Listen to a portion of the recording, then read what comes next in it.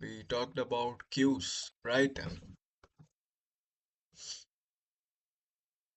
There was one topic remaining in queue. Okay, in queue is what? Queue is a data structure in which we enqueue the elements at what rear end, that is tail, and we dequeue the elements from front end, that is what head.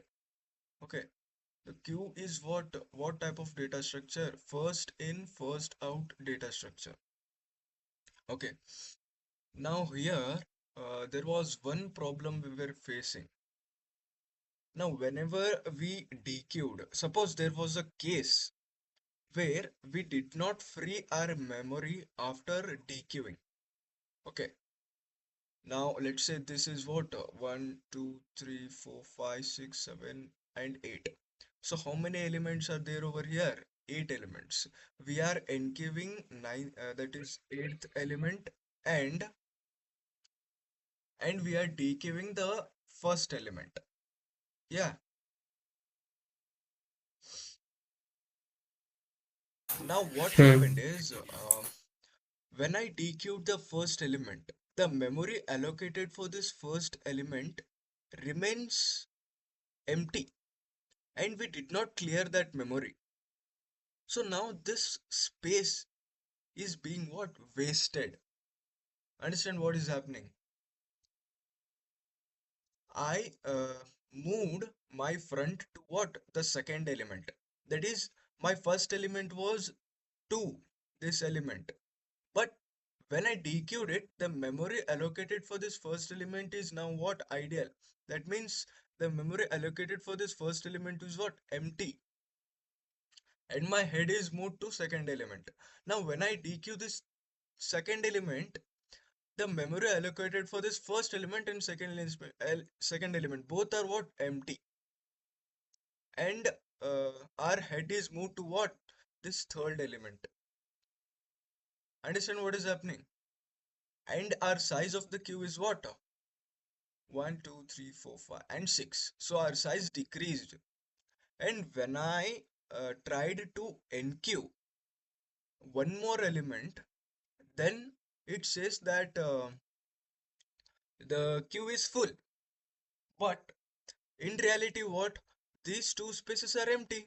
So this was the major drawback of this queue.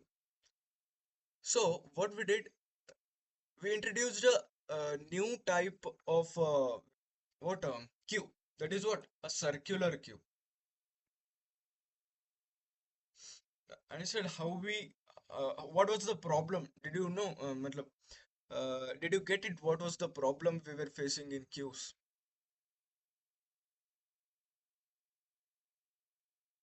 Hello?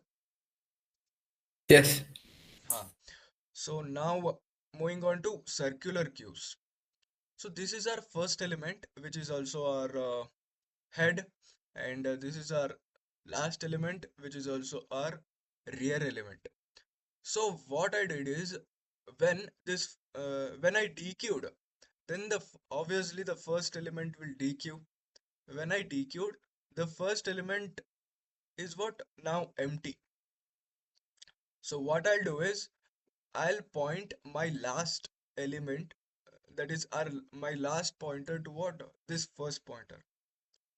So when I dequeue these 1, 2, 3, these elements, then my head, that is my first element, will be pointing to what? 4. And my rear element will be pointing to 8. But 2, 3, 1, 2, 3 spaces are empty. So what I'll do is I'll point my rear element to what? To this empty space. So now we have our front at 4 and our back at 3. Understand what is happening? We are utilizing a space.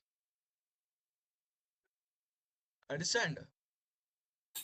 Yes. So this is what is happening in circular queue. Now let's understand this with the help of code. So in circular queue, uh, we included input, output, header files, then library files, then we included bool type, and we gave our what? Circular queue, a max size of 5. Then we type defined a struct called a circular queue, which had an array of data with the max size 5. We had a front, we had a rear, we had a size, and we had a capacity. What's this capacity? Capacity is what? Capacity is this. 1, 2, 3, 4, 5, 6, 7, 8. So this is what? These are capacity. What is our actual size? Suppose we deleted 1 and 2. Then our size will be 1, 1, 2, 3, 4, 5, 6, 6. So there is a difference between capacity and size. Capacity does not change, but size changes. Understand?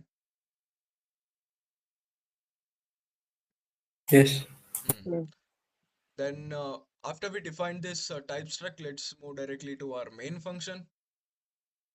In our main function, we called circular queue and we called it as CQ. Then we passed address of circular queue to initial circular queue, that is over here. Yeah, our front is defined as what? 0. And our rear is defined as what? -1. Now, why do we keep our rear as -n and why do we keep our front as 0? See, Empty when circular. yeah, in circular queue also, why do we keep our front as 0 is when we dequeue, we do not increment first and dequeue later. We just dequeue and then we increment our first later. So it is more valid to keep our front at 0th position rather than keeping it at -1 position. Understand why we keep 0 and not -1? Okay. So our rear is what? -1. Now you know why our rear is -1 because our queue is empty. That means our queue is what? Queue has 0 elements. That's why our rear is. Now our size is also 0 and our capacity is max size. See, max size is what? Defined max size is 5. That is, max size can't be changed. Therefore our capacity can't be changed. Okay. So now that we Okay. have initialized our circular queue, let's move to next step, that is enqueue circular.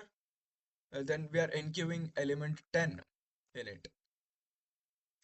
So here it is, enqueue. We pass the address of the queue and we pass some value that is 10. Now we are checking if the queue is what? Full or no. Is full circular queue. Here it is full circular queue. We, s- we, s- we check the size. If the size equals to the capacity, then the circular queue is full. This is a pretty straightforward logic. Don't need to explain you guys, I think. Yeah. Mm, Huh. Then mm. what we are checking the rear. Now what are we initializing the rear to? What was our rear initially? Our rear was -1. -1. -1 plus 1 becomes 0. 0 modular capacity. What is that? Now why are we using this modular function? Let's get into it. Let's get into it. Now just imagine. Now here what happened is, now our rear is at here. So while this linear queue, what we did is we just incremented our rear. No, initially our rear was -1, then our rear was 1, then our rear was 2, 3, 4, and like that we got till the end of the elements. We just incremented our rear. But in circular queues, we cannot increment our rear directly. See, actually, the queue is what? Like this. But how are we visualizing it? We are visualizing it like this. Understand? So we cannot just increment our rear. We have to use certain operations so that our rear points to what? Front after certain point. Understand? That's why we're using this modulo function. Let's see how this modulo function works when we insert some more elements. Or let's say when our size equals capacity and we dequeued some elements. How does it work? Okay. Now here, uh, rear is what? 0. 0 modular capacity. What is the capacity? Capacity 5. So anything modular 5 is what? 0 only. So our rear is what? 0. So data at 0 is value. So data at index 0 is now what? 10. We increase the size to what? Plus 1. So we include what? Value, that is include 10 at position what? 0. Understand what is happening here? Now we will get into this Mm. modulo function when we include some more elements. So what will return? Will return true. Okay. Now let's enqueue some more elements 20, 30, 40, and 50. Now after enqueuing all these 5 elements, okay, now what was our capacity? 5. And what is our size now after enqueuing all those 5 elements? 5. 5. So our queue is what now? Full. Understand? Mm. Our queue is full. So Full. after that we'll display. Uh, let's go to void display. Here it is. Now before displaying, we'll check whether the queue is empty or not. If it is empty, then we'll return queue is empty. If not, then we'll print it while using the for loop. Int I equals 0, int less than equals q, I plus plus, and we're using this modulo function again for printing. Now let's see how this modulo function works when we dequeue some elements and we enqueue again. Okay, now we print this, then so here we display our queue, that is what? 10, 20, 30, 40, and 50. So now let's dequeue 2 elements. Let's move to the dequeue function, that is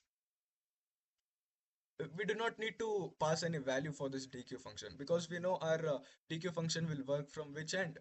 From our rear end. That is our uh, front end, I guess. Front end. Dequeue. Where is the dequeue? Yeah, here it is.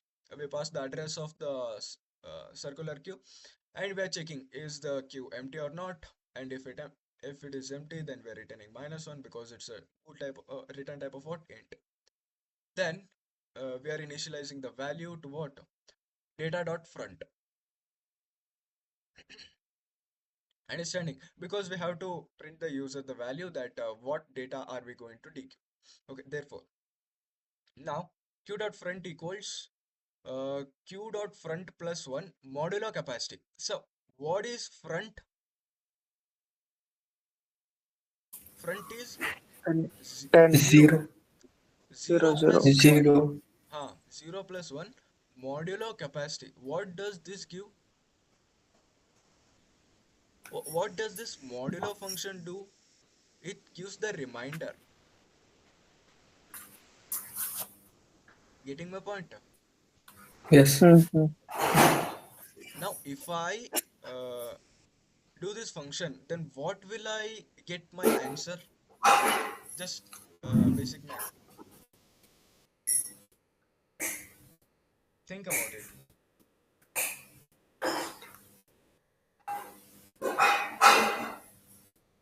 What will I get? 1. Yeah, exactly. So, what is my front now? 1. 1. And my size is what? I decreased my size. Understand? So, Yes. when I dequeued, what happened is I shifted my front to from 0 to 1. Understand? Yes. Yeah. Then after that, I dequeued what? I dequeued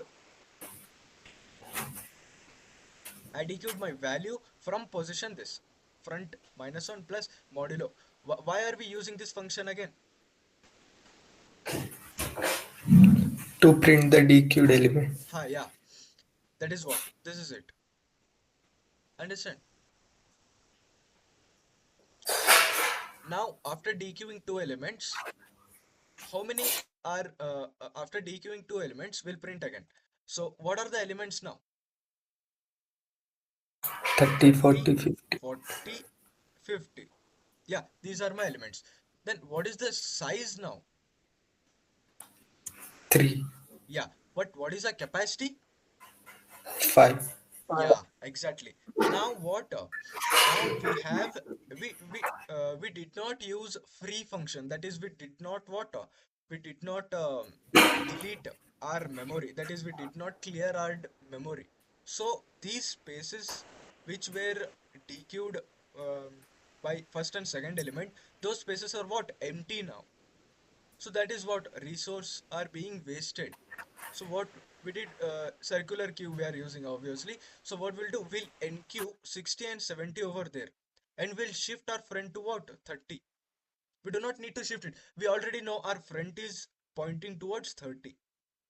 30. Okay, we'll enqueue now 60. Let's go, yeah. Let's enqueue 60. So we pass the value 60. Now, is our queue full? Hmm. No, no, No. See, let's see. Is our size equals to capacity? No, no. no, Yeah, that's no. why our queue is not full. Now our rear is what? Rear is what now? Our rear is 5. Getting my point? Why is our rear 5? Because our queue is not full, but our rear is pointing to what? 50. Understand? If our rear is pointing to 50, then what is the position of the of this element? What is the index of this element? That is 5, no? That 4, no? Yes. The 4. index of this element is 4. Then what is the value in the rear? That is 5. Understand what is happening? Yes.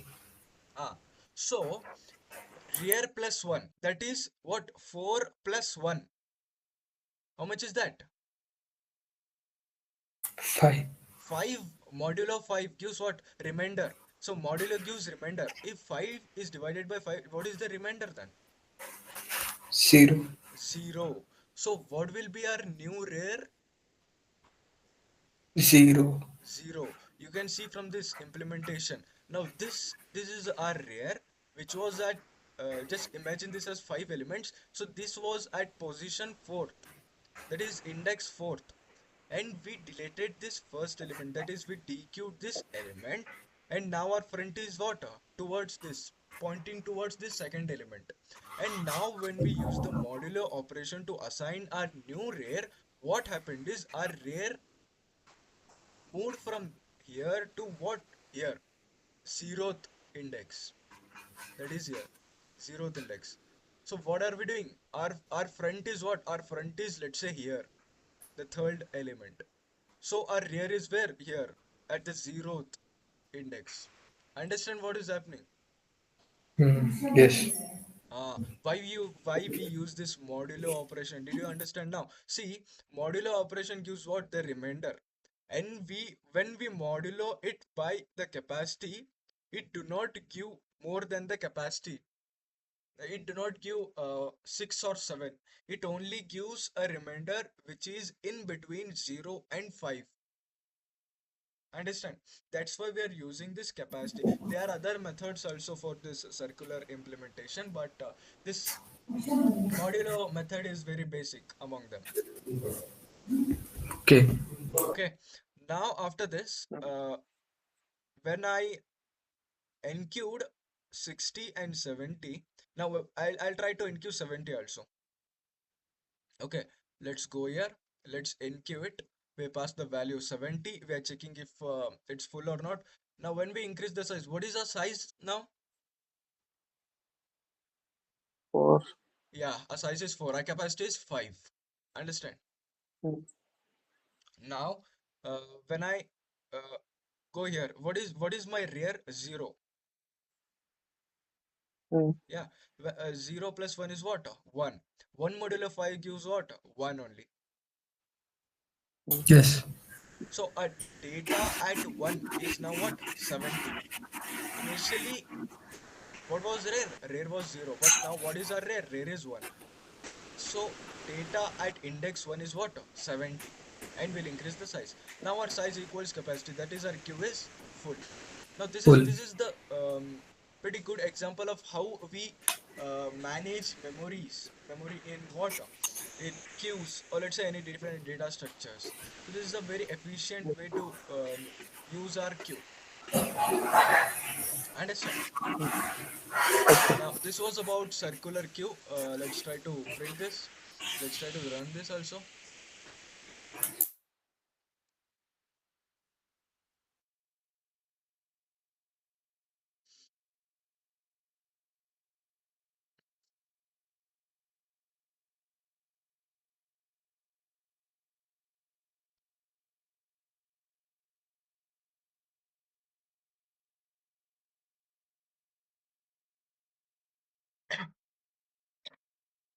Yeah, so here is it.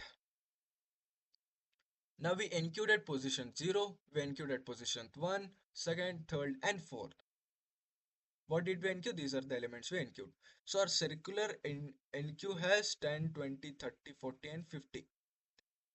Front is pointing at index 0, rear is pointing at index 4, and size is what? 5. Understand?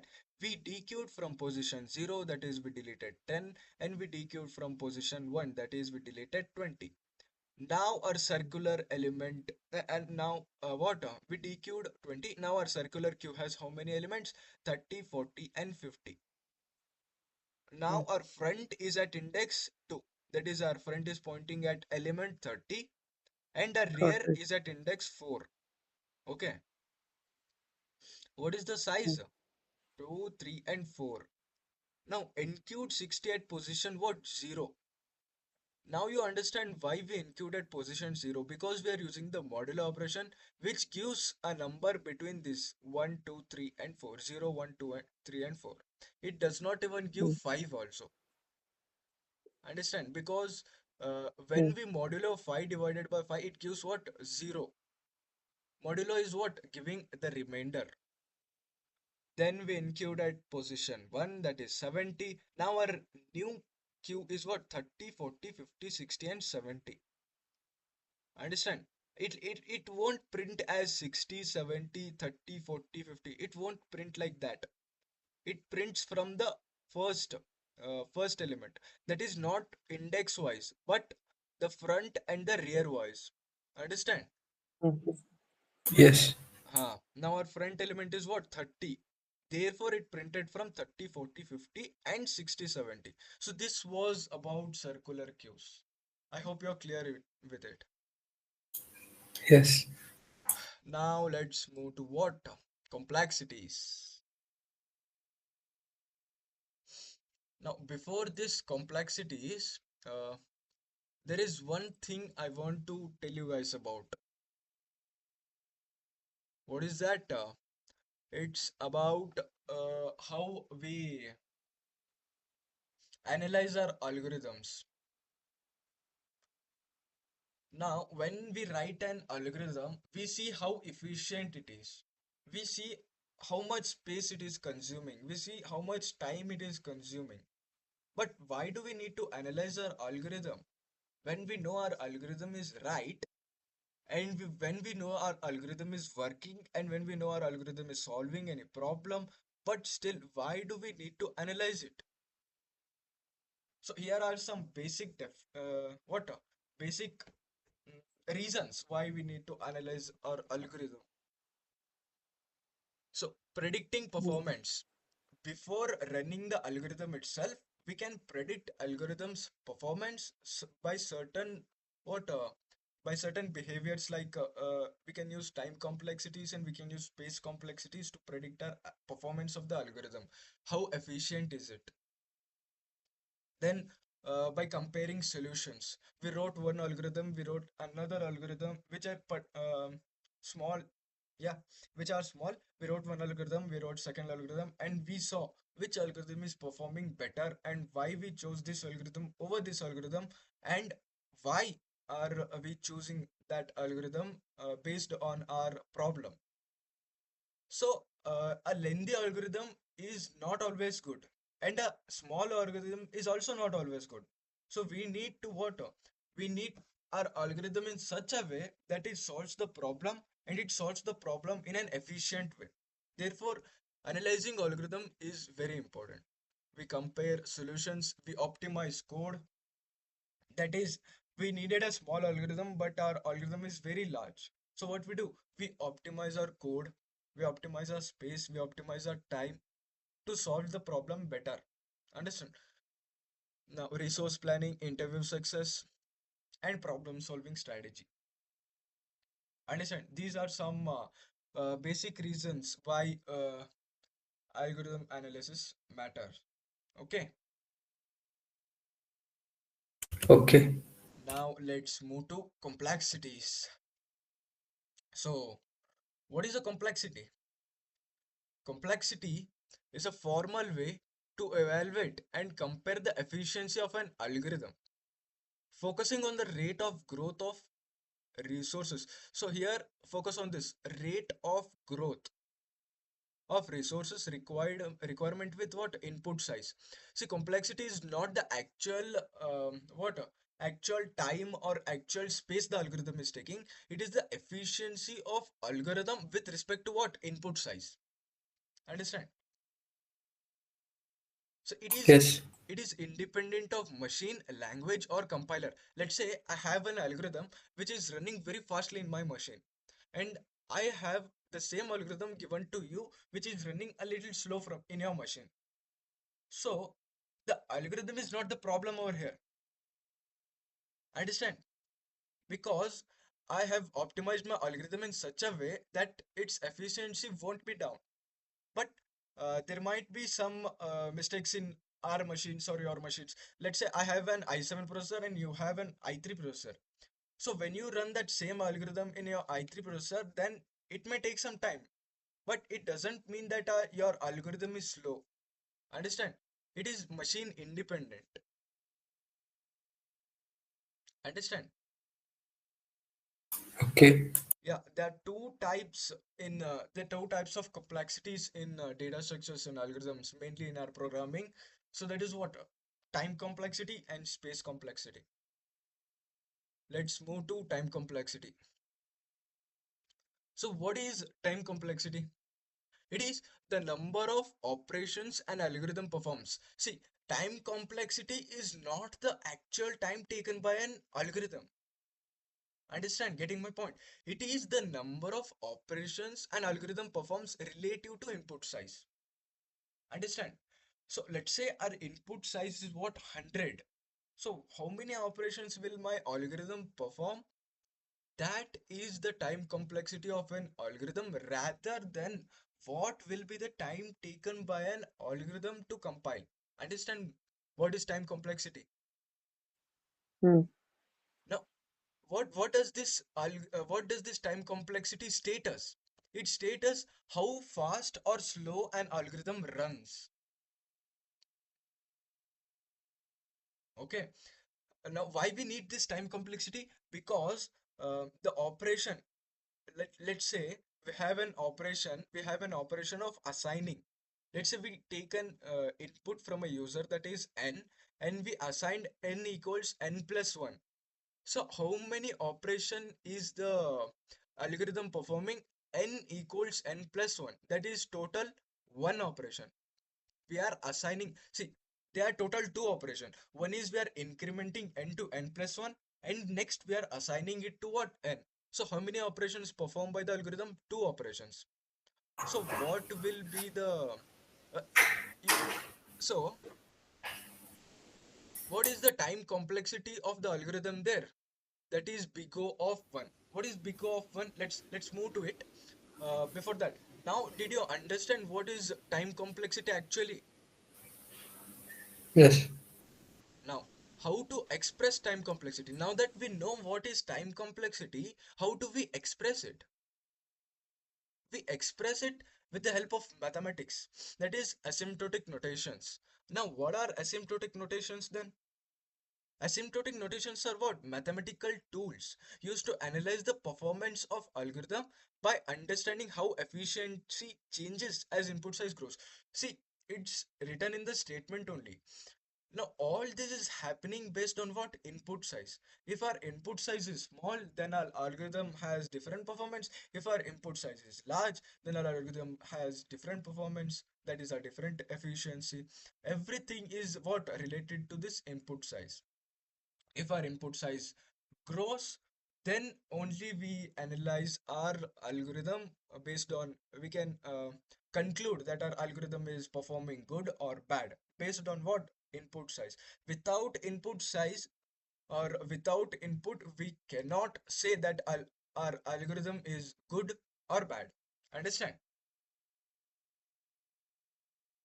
So now we Yes. know what is space complexity. Space complexity is the number of operations rather than the actual time, which is relative to what? Input size. And how do we use this express time complexity? We express it with the help of asymptotic notations. What are asymptotic notation? Mathematical tools. Okay, let's move forward. Now, here I said you guys to focus on one term. That is what? Rate of growth. So what is this rate of growth? Or we can also call this as an order of growth. So this time complexity is what? This time complexity depends on input size and the order of growth of the input size. You see, order of growth of the input size. Understand what is happening? Now let's see what is order of growth. See, order of growth is what? Order of growth of function is a classification that expresses how function behaves as n becomes very large. N is what? Our input. When our input becomes very large, how does my function perform? That is what order of growth. Understand? Now you can see why this order of growth is closely related to our time complexity. Because in our time complexity, what happened is, in our time complexity, we see um, performs the number of operations an algorithm performs relative to input size. So in as the input size increases, how does our algorithm perform? We can assume our algorithm as what? As a function. And we can assume our input size n, which is growing rapidly. So how does our function behaves as our input size increases? That is what we are talking about. That is what order of growth is actually. Understand? Now, why do we need this order of growth? Because asymptotic notations is a special way we write and describe the order of growth. Now, you'll get this sentence in some minutes. Okay, a function f of n is said to be growing faster than g of n if, see, we have two functions, that is f of n and we have g of n. You know limits, I guess. Do you guys know limits? Mm-hmm. Huh. So, uh, I'll write a limit, and when my n tends to infinity. Now here, what does the statement say? F of n is growing faster than g of n. So, if my f of n is down and g of n is above, then when my ends tend to infinity, f of n becomes very, very, very, very, very large than g of n. Yes or no? Getting my point? Yes, yes. Huh. Uh, Yes. F of n becomes very, very, very large than g of n because f of n is growing faster than g of n. Suppose g of n is logarithmic function and f of n is what term? Exponential function. Suppose, then exponential function's growth rate is very fast when we compare it to what? Logarithmic function. So what will be our limits value? 0. Understand? Hmm. Now, what are we trying to say from here? We are trying to estimate the order of growth of these two functions. The order of growth of f of n is very large, whereas the order of growth of this g of n is slow. We are comparing two functions with their order of growth, not with their actual functions. We are tending n toward infinity. We only want the case in which n tends to infinity because we are talking about very, very large numbers, that is infinity. And uh, keep in mind, our n should always be greater than equals to 0, and our function f of n and g of n should be greater than equals to 0. Okay, now Okay. how to find this order of growth then? Now, a direct way to find this order of growth is ignore lower order terms and ignore leading term constants. Let's say we have a function, we have a cubic polynomial that is 3n cube plus 2n square plus n plus 500.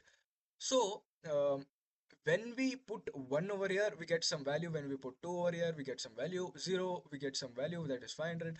But we are not talking about some numbers which are below 10 or which are below 1000 or which are below 1 million. We are talking about infinite numbers. Understand? At n which is tending to infinity.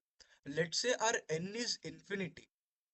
Then does this 3 matter for us, or does this n square also matter for us? Because n cube is far more greater than n square because we have infinity. Getting my point? Yes. Yeah. Just we, now for this n cube, what does all these terms become? They all become negligible. So what we'll do? We'll ignore this lower order terms. That is our highest order in this term is what? N cube. So what? We'll ignore this 500. We'll ignore this n. We'll ignore this 2n square. Now we have 3n cube. But multiplying this n cube by constant, does it make any difference when n is infinity? No.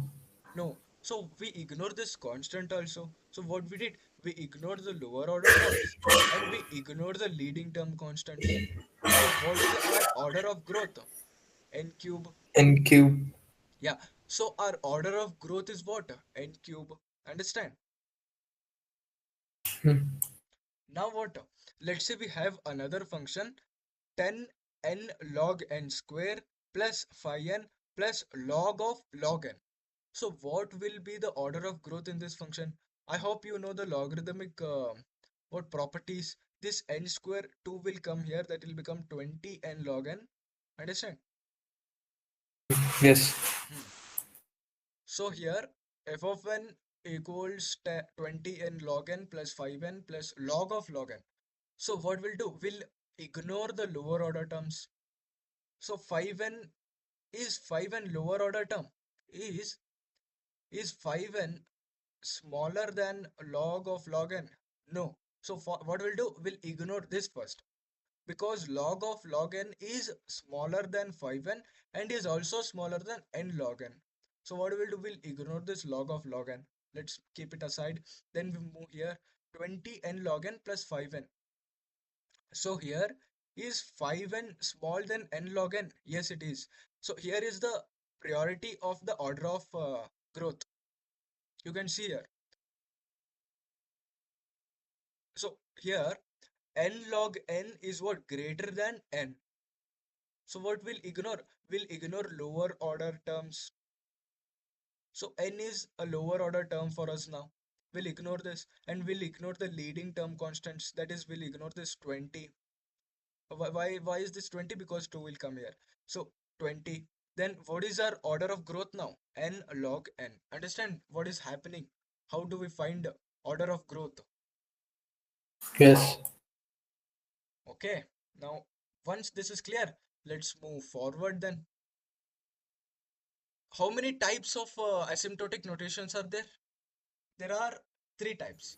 That is the theta notation.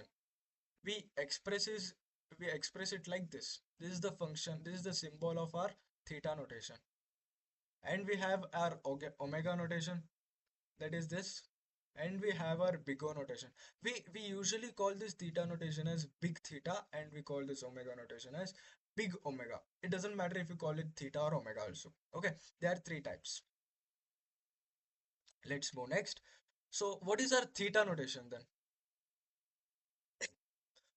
A theta notation, what does it do? It describes the exact order of growth. Now what is order of growth? We discussed it. It describes the exact order of growth of an algorithm's running time. What does this sentence mean? Let's get in a while to this sentence. Okay, before that, I had said something here. Yeah, when I talk about theta notation, I'll get back to this sentence. Okay, Now this also you'll get in a while. Runtime of an algorithm is both bounded above and below. So what does this statement mean? What is this above? What is this below? And what is this same function for larger input size? What is all this above, below, upper bound, lower bound? What is this? I'm not getting, I'm not understanding this. So uh, let's understand the definition of theta notation. Let's understand the mathematical function of this theta notation. Then I think you may be able to understand these definitions more better. Okay, let's say I have a function f of n. Okay, and I have a function g of n. Okay, getting my point. I have two functions, that is f of n and g of n. Hello? Okay. Okay. Huh. So I have a function f of n, I have a function g of n. Now I say f of n is theta of g of n. When I say this, what I mean to say is there exist two constants, c1 and c2, such that c1 into g of n is less than equal to f of n, and f of n is less than equals to c2 into g of n. mm, When I say that my f of n is equal to theta of g of n, that means there are two constants, that is c1 and c2 multiplied for g of n, which is being what where f of n is being what sandwiched or being crushed by these two functions. mm, We have our Okay. c1 into g of n, which gives what our lower bound of this function, and c2 into g of n, which gives what the upper bound of this function. urban. Now you know what is lower bound and what is upper bound of this function. Mm, Getting my point? yeah. Okay. Huh. So what does this theta do? It gives the lower bound of this function and upper bound of this function simultaneously at the same time. Understand? Okay. And there is also a condition where n is greater than n naught. That is for all n greater than n naught. See, after certain point in the function, that is after n naught, after the input n naught, our functions are not colliding nor are g of now here it is bit confusion for us because we don't know whether our f of n is in between c1 and c2, that is in between g of n functions. But from after this n naught, it is clear for us that f of n is in between c2 into g of n and c1 into g of n. So we are not talking about small inputs. We are talking about very, very, very, very large inputs. Understand? Okay.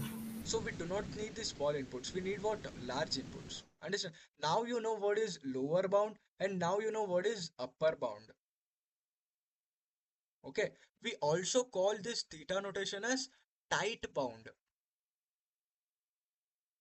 Okay, now I guess you're able to understand this definition. That is the runtime, which gives the running time of an algorithm, which is both bounded above and below by the same function. Okay, which is bounded above and below by the same function, that is g of n. The only thing we are doing is we are multiplying it by constants. Understand this definition now. Yes. Now describe the exact order. What does this statement mean? Let's get to it. Now let's say um, example. Um, so what does this mean that f of n grows at same rate of g of n? Now let's say our function g of n is growing at some rate. Then f of n is also growing at that same rate. The only difference is what? When we multiply it by some constant, then we get upper bound and lower bound for this f of n. Understand? Understand this theta notation. Yes. Now let's take an Mm, example. F of n equals 3n cube. We took the cubic example again. So here, what is the order of growth here? It's very easy. N cube. Yeah, n cube is our order of growth. So how are we representing now theta notation? We are using this symbol theta, and we are representing it inside. So order of growth is represented inside this theta notation. Now you know this definition. What is this definition? Why are all or order of growth related to asymptotic notations? Because asymptotic notations is a special way we write and describe this growth. Now you understand this definition Hmm. and getting my point. Because Yes. we are representing what asymptotic notations with the help of order of growth. That is why we needed this order of growth. Okay. Understand? Now f of n can be said as theta of n cube. So in this our priority, where is n cube? Here it is. We also called this theta notation as what? Average bound, because it is what giving upper bound and lower bound both at the same time. Now, why it is called as exact order? I guess we'll have to wait for omega and big O to understand this statement, exact order of growth. When we understand those two statements, this statement will become more clearly for you guys. Okay. So this was our priority list, and this this n cube is what? Both upper bound and lower bound. Why is it both? Because we are getting both the functions. That is, we are just multiplying by c1 and c2, and we are getting both upper bound and lower bound for this function. So that was about theta notation. Understand? What was our order of growth again? It was our largest term. That is what term? Largest order of term. That is n cube, and we represent it as theta n cube. Okay. Now let's move Okay. forward. Our omega notation. Now that you know what an upper bound and lower bound is, this statement is now easy to understand for you. Used to describe the lower bound of an algorithm's running time. So now um, let's not directly jump into the graph. I'll explain this function. Okay, it gives the best case complexity. Let's say you have an array of numbers and you want to insert an element at the what zeroth index. So do we have to traverse that array? No, right? We'll go to array No. and we'll insert the number at the starting position and we'll come back. So what is that? The best case. That is the best case which would happen. Or let's say find you want to find a book in a library, and when you enter the library itself only you found that book. So what is that? Your best case. Understand? Omega notation gives the best case. Let's say we have two functions, f of n and g of n. Then f mm, of n is omega of g of n if there exists one constant which is multiplied by g of n which is smaller than f of n. So what am I trying to say over here? See, we have a function f of n, we have a function g of n multiplied by some constant. So this is our main function f of n. So when we multiply a constant to g of n, that gives the lower bound of the function after some input size n naught. That is, after n naught, it is clear that c into g of n is our lower bound. Understand? Yes. Now this is our lower bound. Okay, example, f of n equals phi n plus 3. This is what linear function. Okay, so what is our order of growth over here? N. and N is our order of growth. So f of n can be represented as omega of n, or we could say big omega n. Understand? So what is the difference then? Here also we are saying that we are taking the order of growth and we are keeping it inside the theta notation. And here also we are taking the order of growth and we are keeping inside omega notation. Then what is the difference? What is the difference between theta and omega when the order of growth did not change, when nothing did not change, then why are we representing it as omega and why are we representing it as theta? See, I'll tell you now.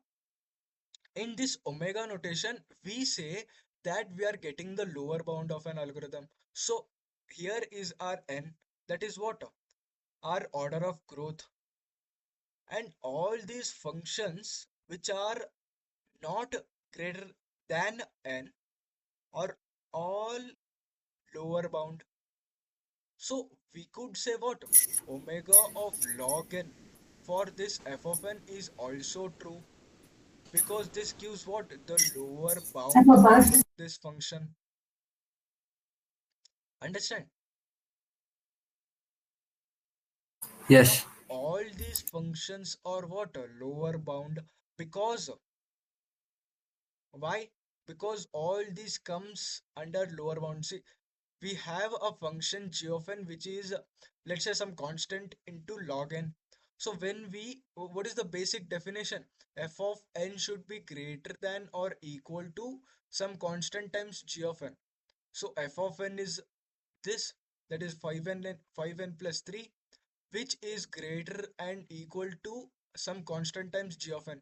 See, we have a g of n function that is some constant times this log n. So when we multiply some constant times into this g of n function, we are getting what this expression true as what? As true. So this statement is also valid. Understand? But Yes. generally what we take tight bounds. Tight bounds means what? We take a value very close to n, not very far like I took here. So this is technically correct, but it is misleading. Why is it misleading? Because log n grows very slowly when compared to n. Log n grows like this. Understand? Log n grows, you can imagine log n grows like this, c into g of n. But our what? N grows straight line. So while this statement is technically right and definitionally right, but it is also misleading at the same time. So what we take? We take it as like this. Got my point now? But here, Yes. but here now because it is theta notation which is giving upper bound and lower bound at the same time, we cannot take these or these. We have to represent n cube only. Understand? Okay. So this was about theta and omega notation. Let's move to what? Our big O notation, the boss. Now this big O notation gives what? Worst case. Let's say you entered an library and you did not find your book at the first position. Let's say you did not find your book at the second position. Let's say library is 20 meters long. You had to walk 20 meters long and then at the last position you got your book. So that is the worst case that could happen to you. Understand? Yes. So that is what? That is the worst case. And that is denoted by this big O notation. Understand? It is used to describe the worst case complexity of an algorithm. Now, what does this describe? It describes the upper bound of an algorithm's running time. Let's say I have two functions again. Let's go mathematical definition. Let's go to mathematical definition. Let's say I have two functions that is f of n and g of n. Okay, this is f of n and this is g of n. Now f of n is less than or equal to some constant times g of n for all n greater than n naught. See, after certain input, f of n is smaller than some constant times into g of n. So what does this mean? This constant time into g of n gives what? The upper bound of this algorithm's runtime. Understand? Yes. This is what the upper bound. Let's say I have a function that is 5n plus 3. That is the same function, I guess. I have a function 5n plus 3. This is a linear function. So what is the order of growth here? N. N. So we represent n inside big O. Big O of n, we say this. So this function can be represented as big O of n. But this same linear function can also be represented as big O of n square. Why is it? Because we have a g of n function which is 3 into n square. Okay, that 3 is what? 3 is constant. We have a function 3 into n square, and which is what? Which is true for this statement. Our statement is saying that our f of n should be less than or equal to constant time into g of n. So if our g of n is 3 into n square and our f of n is 5n plus 3, for some constant type g of n is greater than n. Therefore, this statement holds good. So how we represented f of n equals omega big O, not omega, f of n is equal to big O of g of n. So technically this statement is right. All these numbers which are greater than n are what? Upper bound. Understand? Yes. So technically this n square, we can represent f of n as big O of n square. Technically this is right, but at the same time this is what? Misleading. Because we can write this as n square. We can write this as factorial of n also. You know how factorial of n grows? It's like the first half of the trigonometric tan function. It grows rapidly to infinity. Rapidly. Getting my Okay. Mm-hmm. point? So but here actually what is happening? We are growing what? We are growing in a linear way. That is like this, a straight line, y equals x. But technically this n factorial what function is true, because from starting only, from after 0, that is n naught becomes what? N naught becomes 0. After 0, this f of n is less than c into g of n, no matter what you do. Our f of n grows linearly, our g of n grows what? Rapidly, because we are using n factorial. So technically this is true, but it is what? Misleading, because it is giving the upper bound, but we do not need that greater of the upper bound. We need only what? We need an upper bound which is close to n. Understand? Yes. And now understand what is this big O notation, what is this omega notation. Now in this omega notation we have a linear function phi n plus 3. So all these including n is what? Lower bound. Including n. Understand? And here all these including n is what? Upper bound. So now what is our n now? Our n is what? Both above and below. That is what? Both upper and lower bound. Now you got my point, that whatever what I was trying to say over here. Yes. This is both Yes. upper and lower. Now let's get to this statement. Describes the exact order of growth. Exact order of growth.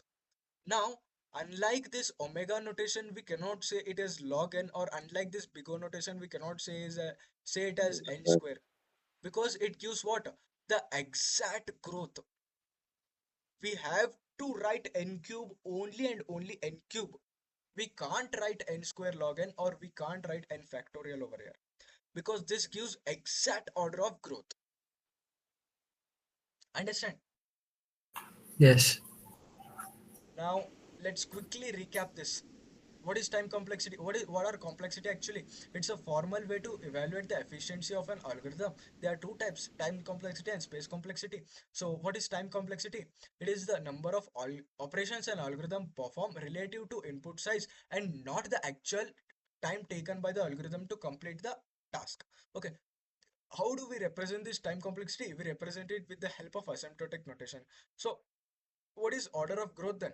Order of growth is the uh, order of growth can be classified as how f of n behaves when n becomes very, very large. So how to find order of growth? We can find order of growth by what, by ignoring all the lower order terms and ignoring the leading constant terms. So this is the order of growths, what we can say, this is what a priority list. Okay, priority queue list, you can say that. So how many types? There are three types of asymptotic notations: theta, omega, and big O. We represented with these symbols: theta, omega, and big O.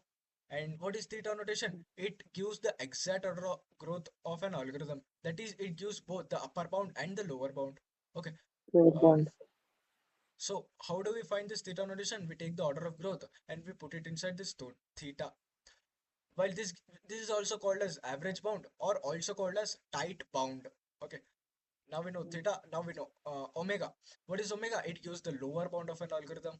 That is, f of n should be greater than or equal to some constant times into g of n, and all the things which comes to below n, that is in our example, are known as lower bound. Okay. Lower bound. Hmm. Then there is a big O notation. That is big O notation we use to describe the worst case scenario. That is, our f of n should always be less than or equal to some constant times into g of n. We can say what, all these terms which are at the right side are all what, upper bound. So these was our time complexity, about our time complexity and our asymptotic notations. Now here, um, I did not use time complexity and I only used complexity for this y-axis. Why is that? Because we we are saying how an algorithm behaves based on our complexity, Input. huh? Based on our input, uh, based on an Mm. input. So why I use this complexity and not time complexity or space complexity? Because this depends on input. So if I use time Mm. complexity, then it would be how our time changes with respect to our input.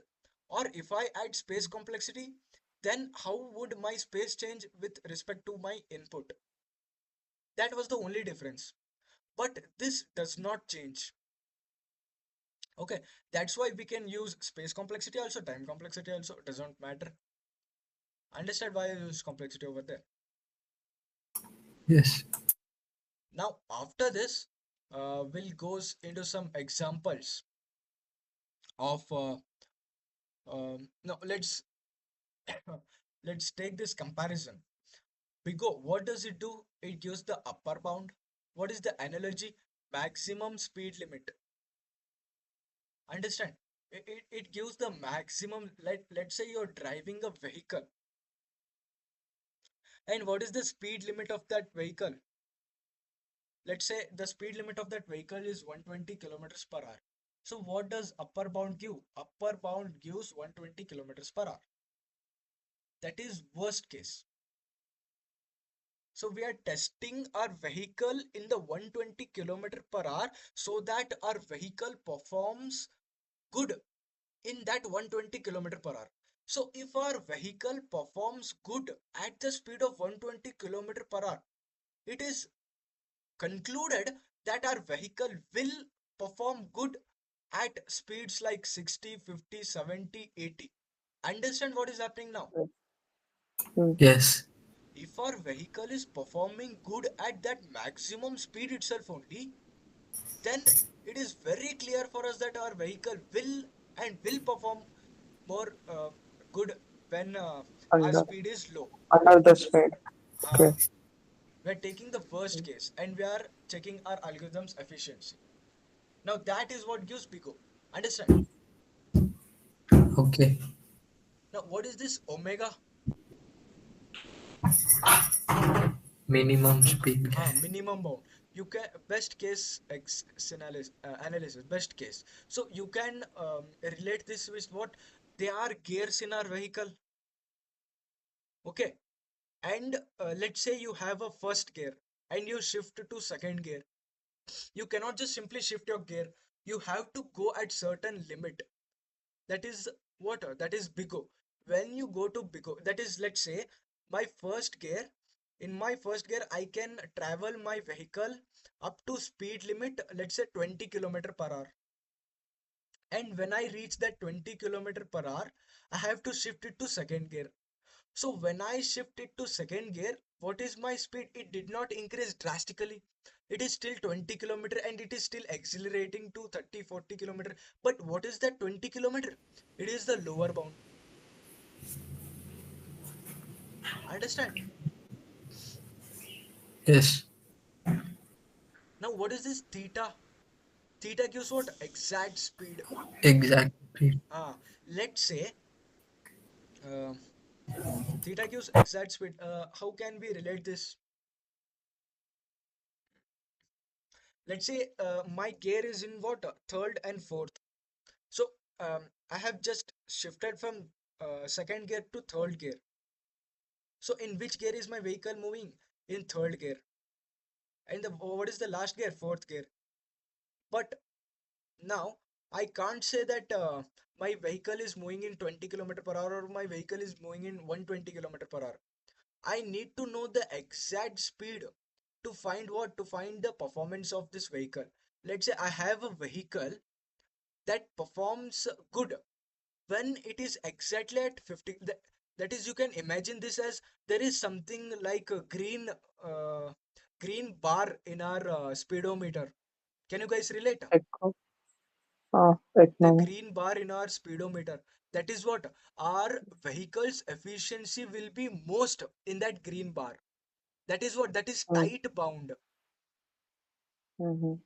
Understand? That is not the upper bound, that is not the lower bound, but in that speed our vehicle moves at what, most efficient. Sufficient. uh, Mm, that is what, that is theta. Now you know what is big O, omega and theta. mm, Understand? mm, Now we have this example. Let's say we'll, with the help of these examples, we'll try to say that what is the time complexity of this algorithm. Okay, we have this example, we have this function that is get first element. We have we passed an array and we passed the size of the array. Okay, they are elements present inside the array. What we have to return? We have to return array at index 0.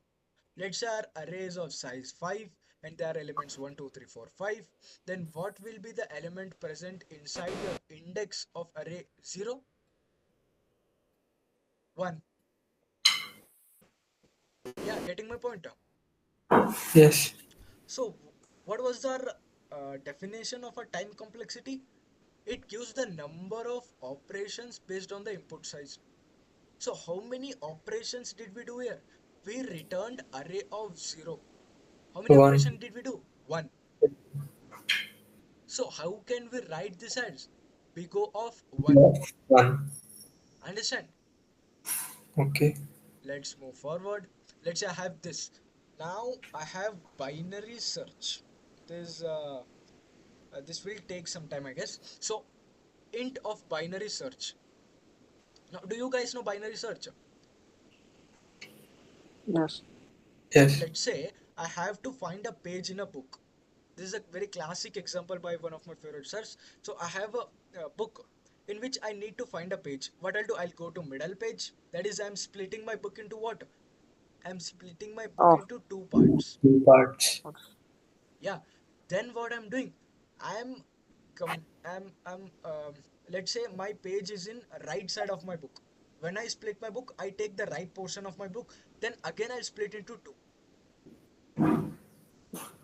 Again, by splitting into 2 divided by 2, I got my page. That is, I got my target. So this is basically what binary search is. So let's say int binary search, we are passing some array size and we are passing the target. Int left equals to 0, right equals size minus 1. So how many operations are performed over here? Two. In this particular statement, we are what? We are assigning 0 to left. That is one operation. We are subtracting 1 to size, that is second operation, and we are assigning it to right, that is third operation. So how many operations are performed? Three Three. operations. But three is still what? Constant. Yeah, three is what? Constant, right? Yes. Mm, Now while our left is less than, this lt means what? Less than. While our left is less than right, what we do? We do int mid equals left plus right minus left divided by how many operations are performed here? That is 1, 2, 3, and 4. 4 operations are being performed here. Am I right? Hmm. 4 operations. And here, if array of mid equal target. So, but there are 4 operations. That is constant. That is omega of 1. Why omega of 1? See, if there is a constant, then we usually express it as big O of 1. Understand? Yes. We do not write a big O of 2 or big O of 3 because it is understood that it is constant. So we write directly what big O of 1. Okay. So this statement is what big O of 1. Understand? But the problem is we are running a while loop. So how many times will this statement be executed? Till the condition become false. Yeah. And what is for this condition to be false? Left should be either greater than right, or right should be either less than left. So for this condition to fail, our left should be greater than right. Is it? Yes. So for this condition to fail, what we're doing, we are splitting it into two. Right minus left divided by 2. We are dividing it by what? 2. So when I check my condition, that is, let's say I have 10 elements, and when I divide it by 2, how many elements will I have? 5. Okay. And then when I divide it by 2, how many elements will I have? I'll have 2 elements at right, 2 elements at right, at left. Then when I divide it by 2 again, we conclude we have 1 element left. So when we have 1 element left, our left and right are what? We do not need this condition. That is, this condition fails.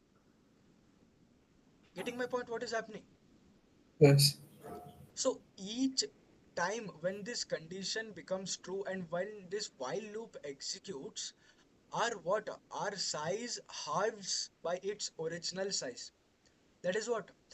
If I have 10, then it will be exactly half.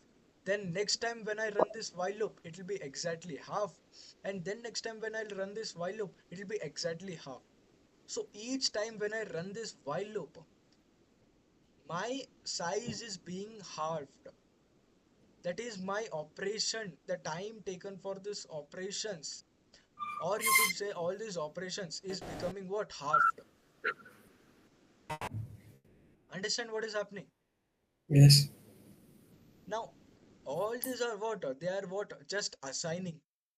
If statement, else statement, all these are what? Just big O of a constant. That is big O of 1. While our original is what? This while. So, what is this order of growth for this while then? The order of growth for this while is big O of what?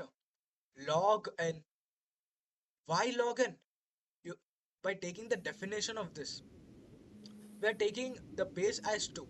In algorithms, log to the base 2n, also read as log base 2n or binary logarithm of n, represents the number of times you can divide a quantity n by 2 before reaching a value less than equal to 1. Understand? Getting my point? Yes. So, in logarithms, log to the base 2n is what? When we divide a quantity n by 2 before reaching a value. What are we doing here in a binary search? We are dividing it by 2 each time. So, what is the order of growth for this while loop? Log n. So, what is the time complexity of this while? Big O of log n. Understand? Okay. Hmm. Uh, Now, let's move to this. Now we have this find n max. Now this is a very straightforward. So here int max equals array of 0. What is how many operations are being performed over here? One. One operation exactly. And for how many operations are performed here? Uh, we are assigning 1 to I, then we are checking it, and then we are what incrementing it lately. So three operations plus how many times will this for loop run until this I is less than size. Got it? Let's say our size is what? N. Let's say our size is N. Then how many times will this for loop run? N times. N times. So what is the order of growth for this Big for of loop? N. Big of N. Exactly. Now you're getting it. Understand what is happening? Exact. Okay. Hmm. Ah. Now here inside this also we have some statement. We have this statement if array of 1. So how much time will this statement run? Big of 1. Big of n times. Because this for loop is Um, executing how much? N times. N times. Okay. So this Hmm. statement will run how many times? N times. But N times. if this statement runs n times and if this statement runs n times, why can't we say that our this order of growth is n square, and why are we saying it as n? I'll say you because when this for loop runs first time, then this statement will also run. Yeah, Yes, yes. when my for Hmm. loop run for the second time, then this statement will also run. Mhm. Hmm. So why do we have to consider this separately? We can consider this both as what? N One square. You are. statement only. Uh, Because Mm-hmm. when this for loop is running third or fourth time, this if statement is also running along with the for loop. okay. Okay, so what is the order of growth of this for loop? Big of N. Big of n. And what are we returning here? How many operations? Big of what? N. Big of constant. We are returning what? Max. One. One.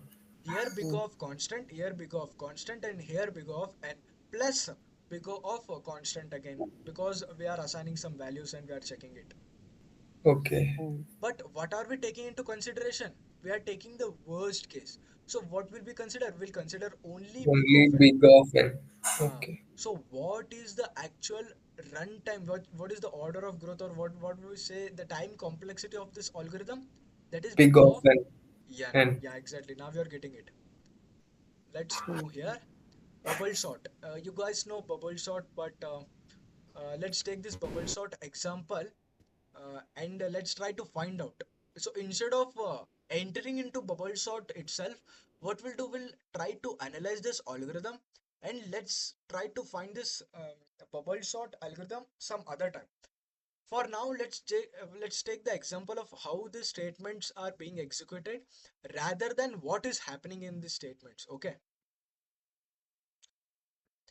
Now, Okay. for I equals 0, I less than size minus 1, I plus plus. So how many times will this for loop iterate? N times. N times. Now, once this for loop iterates, now let's say uh, this I entered this for loop and it is at what? It is executed only one time. When I entered, I found another for loop Okay. and this will iterate how many times? N times. N times. Okay, so this is iterating how many times? N times. But this is iterating how many times? This is iterating n square times. Why n square? Are you getting the idea why n square? Okay. Because inside this for loop is another for loop. For each iteration this for loop does, this for loop, how many times does this for loop iterates? N times. So we multiply this n times for this n times. So we get what? We N get the square. total what time complexity of this algorithm, which is n square. Understanding? Okay. So Okay. what does this then what is the time complexity of this then? Big of N square. Yeah, N square. big O of n square. Why n square? N Did you square. understand? Because inside each iteration of for loop, we are running one more for loop. So if Okay. this runs n times, then this will run n square times. Okay. Now, as our basic understanding, we take what? We take the worst case. So what is the worst case? N square. So what we now will what will insert that n square into what? Big O. We'll find the worst case. Big O of n square. Understand? Yes. Now let's move to one more example. This Fibonacci. Now here comes the imagination part. You have to imagine it. This looks very small, but it takes very large amount of time to compute. Let's say I have a Fibonacci. Now, what was a basic understanding? Rn is what? Rn is what? Max. That is very large. That is infinite. Getting? Now here, if Rn equals 1, return n. So how many operations did this do?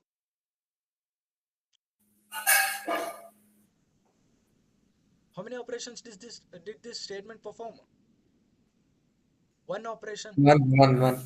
So what is the big O here? Big O of Big constant. of one. Big of one.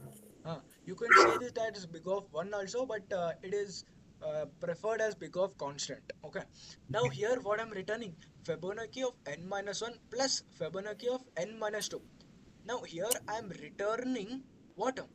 I'm calling this function by passing n minus 1. Am I calling this function by passing n minus 2? Means I'm calling two functions and I'm adding them. Understand? Now when I call this function, will pass here n minus 1. Okay. And Okay. when I call this function, this will further call how many functions? Two functions. Hmm. When I call this function, how many functions will it call? Two functions. And when I call that function, that will call how many functions? Two functions. Understand how this is happening? Hmm. You can imagine this as roots of a tree, which are being water, which are being like spreading. Hmm. Each Okay. time the root grows, it it gives rise to what? Two new roots, and that two roots gives rise to again two new roots. Okay. So what is exactly happening over here?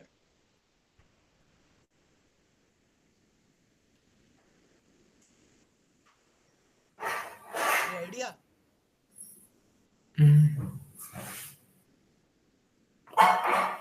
Yeah, I'll explain you. This means what? The running time of an algorithm of operations performed by the algorithm's growth exponentially. This is what? The growth is what? The growth is Exponentially. exponential. Understand why is this exponential? Because each time this being what? This being each time when I call, it's growing two times, four times, 8 times, 9 times, 10 times. So what is this?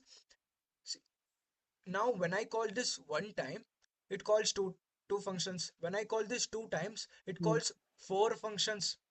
When I call this four times, Hmm. it calls what? Two Eight power 4 is function. what? 16 functions. 16. Okay. Understand? When I call this 5 times, it calls 32 times. Getting my point? Now for a very large input n, this will take very large amount of time. Yet this statement is what? This statement is of only two lines. But you see the time complexity here, very large. So this is what? Big O of 2 power n. Getting my point? Okay. Understand what is big O of 2 power n and what is big O of n square, what is big O of N n, what is big O of what? N square. No, for the N log n. further square. research. Big of Log log n, n. big O of log n, and big O mm, of constant. I guess Okay. you're clear with this now. Okay. mm, So that was about time complexity. So why did I pick time complexity? Because the next what we are going to learn is hash.